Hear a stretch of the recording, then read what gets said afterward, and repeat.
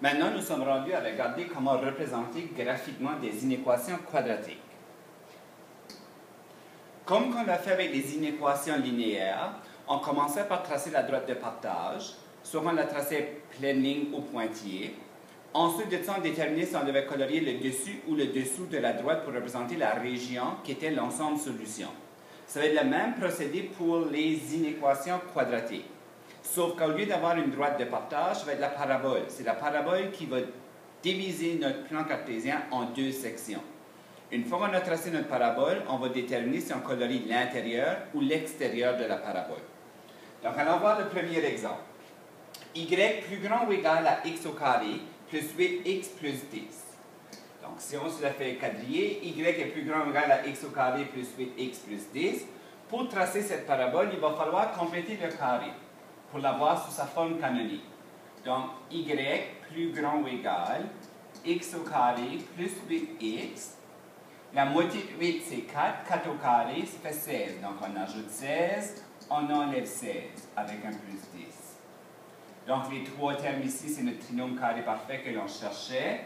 Donc, y est plus grand ou égal à x plus 4 au carré moins 6. Donc, on a notre sommet qui va être moins 4 moins 6 et la valeur de a qui est 1. Donc, on va aller maintenant tracer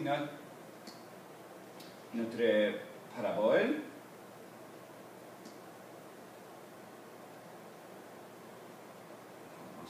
Donc, il faut que j'aille à moins 4, moins 6. Donc, je vais placer ça comme ça ici.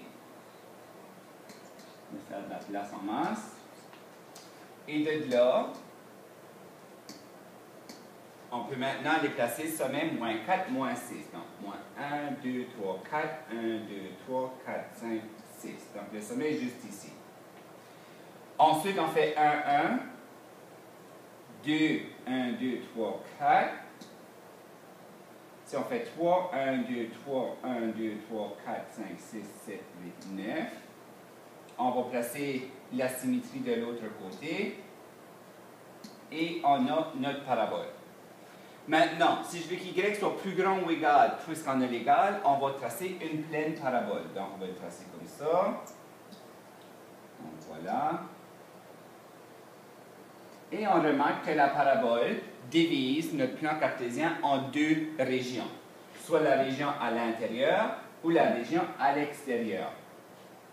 Donc, pour trouver l'ensemble solution, c'est-à-dire est-ce que c'est toutes les coordonnées qui se situent ici qui vont satisfaire une équation ou est-ce que c'est les coordonnées à l'extérieur qui vont satisfaire les équations?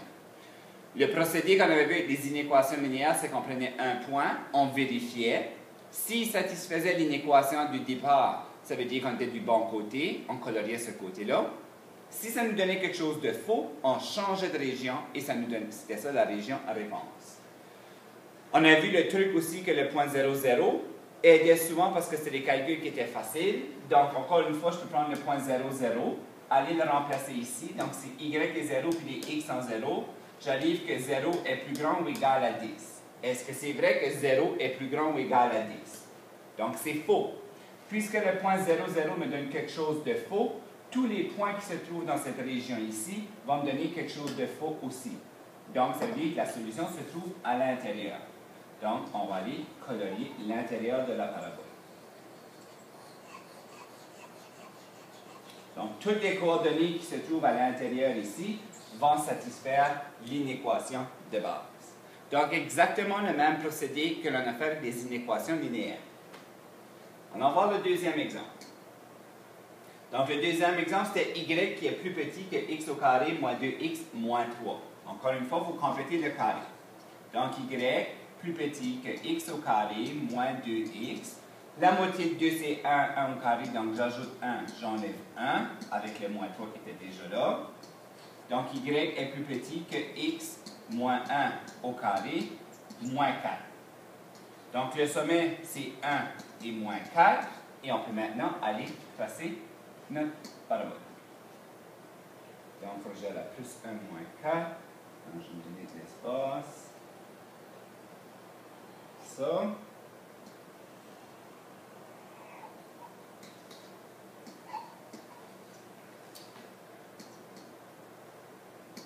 Donc, plus 1, moins 4. 1, 2, 3, 4. Mon sommet est juste ici. La valeur de A, c'est 1. Donc, ça ne va pas changer. Ça fait 1, 1. 2, 1, 2, 3, 4. 3, 4, 5, 6, 7, 8, 9.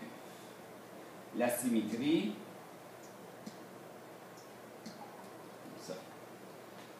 Maintenant, si on va voir le signe qu'on avait initialement, c'était Y qui est plus petit. Parce qu'on n'a pas d'égalité, il va falloir tracer la parabole, mais pointillée, comme on faisait avec la droite.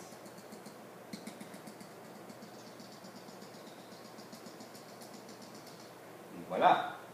Maintenant, est-ce qu'on va colorier l'intérieur ou l'extérieur? On remarque que le point 0, 0 est à l'intérieur. Donc, si on vient voir ici, on essaye, est-ce que 0 est plus petit que moins 3? Est-ce que 0 est plus petit que moins 3? Parce que les x sont 0 ici. C'est faux. Donc, on va aller colorier l'autre région. Donc, la réponse va se trouver à l'extérieur ici. Toutes les coordonnées qui se trouvent à l'extérieur de la parabole ici, c'est toutes les réponses possibles qui vont satisfaire une équation qui est juste là. L'autre exemple, on en a deux. Okay? Donc, quand on traçait deux droites, qu'est-ce qu'on faisait? On prenait la région qui était commune. Ça va être exactement la même chose ici. Y est plus grand ou égal à moins x moins 3 au carré plus 5. Déjà écrit sous sa forme canonique, je peux ressortir que son sommet, c'est 3 et 5. Et la valeur de A est moins 1, donc ça va être tourné vers le bas. Puis ici, j'ai Y qui est plus grand que X. Donc ça, c'est une droite. Donc, il faut que je prenne la parabole et la droite, je trouve la région commune.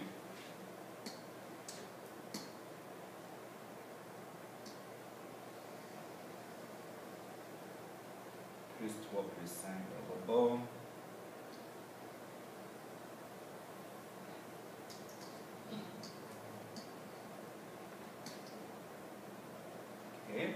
Donc là, on est prêt pour aller tracer la parabole. Donc, si je vais à 1, 2, 3, 1, 2, 3, 4, 5. Ensuite, parce que j'ai un moins 1, ça va me donner plus 1, moins 1, plus 2, moins 4, plus 3, 1, 2, 3, 4, 5, 6, 7, 8, 9. La symétrie me donne les autres points de l'autre côté. Et je peux tracer ma parabole. C'est plus grand ou égal, donc ça va être une pleine parabole.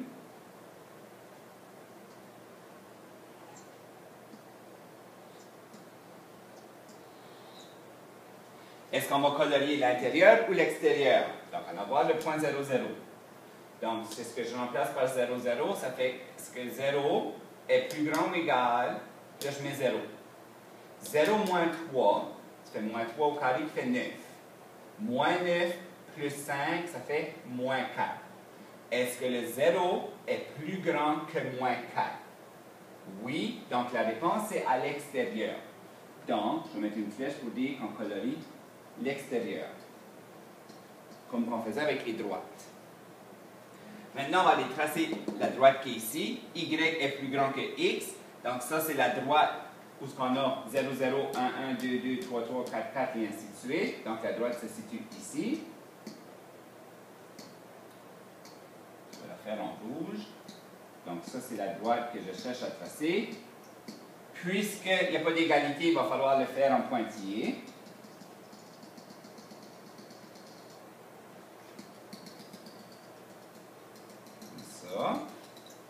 Mais là, remarquez qu'on a des pleines lignes qui rencontrent des pointillés. Donc, je vous rappelle, quand ça s'arrive, il faut représenter par les points blancs les points d'intersection. Okay? Donc, des points vides.